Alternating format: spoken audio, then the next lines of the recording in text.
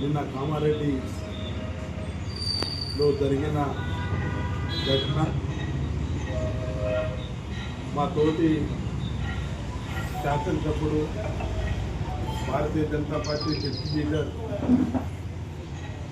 వెంకటరమణారెడ్డి మీద దాడులు చేశారు. కాంగ్రెస్ పార్టీ కార్యకర్తలు వచ్చి క్యాంప్ ఆఫీస్లో నీకు దమ్ముంటే రా అని చెప్పడం జరిగింది.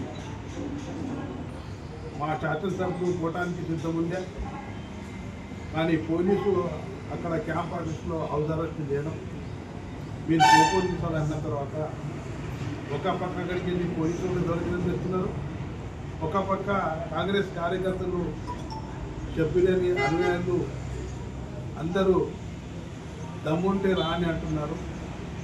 మా దగ్గర దమ్ము ఉంది, ధైర్యం ఉంది అని మా శాసనసభ్యుల తర్వాత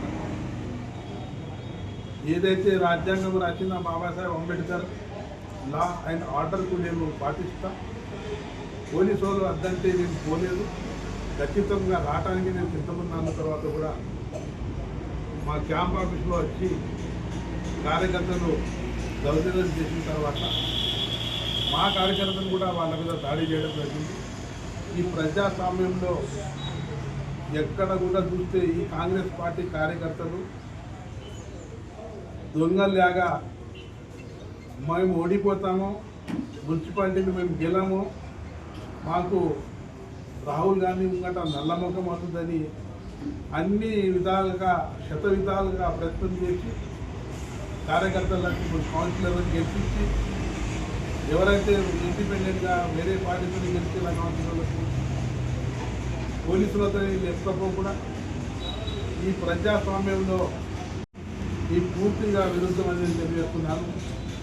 ఈ నాయకుడు రాహుల్ గాంధీ గారు రాజ్యాంగం తీసుకుని తిరుగుతున్నావు, రాజ్యాంగం మంచిగా ఉండాలా డాక్టర్ బాబాసాహెబ్ అంబేద్కర్ ఎక్కడ పోయా రాజ్యాంగం, నువ్వే రాజ్యాంగం ప్రకారం నిలబెట్టున్నావు.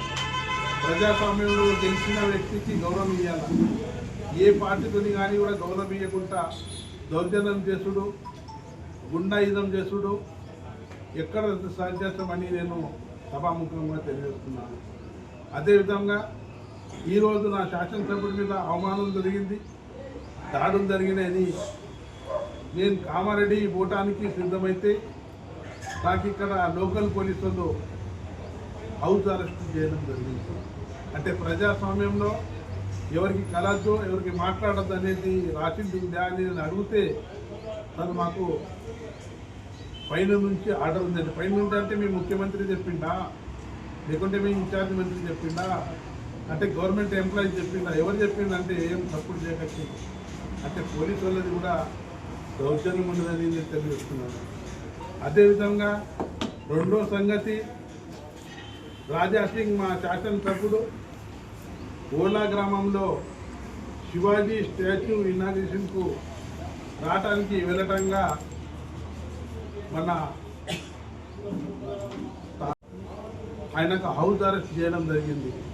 అంటే ప్రజాస్వామ్యంలో ఏదైతే ఛత్రపతి శివాజీ మహారాజ్ స్టాచ్యూ ఉంది, హిందువులది ఒక ఆధార దేవత, మొఘలులకు తిప్పగొట్టి ఈ హిందూ రాష్ట్రము హిందువే ఉండాలని ఆయన ఒక స్టాచ్యూ ఇనాగ్రేషన్ చేయడానికి వస్తే అక్కడ హౌస్ అరెస్ట్ చేయడం జరిగింది రోడ్డు మీదనే.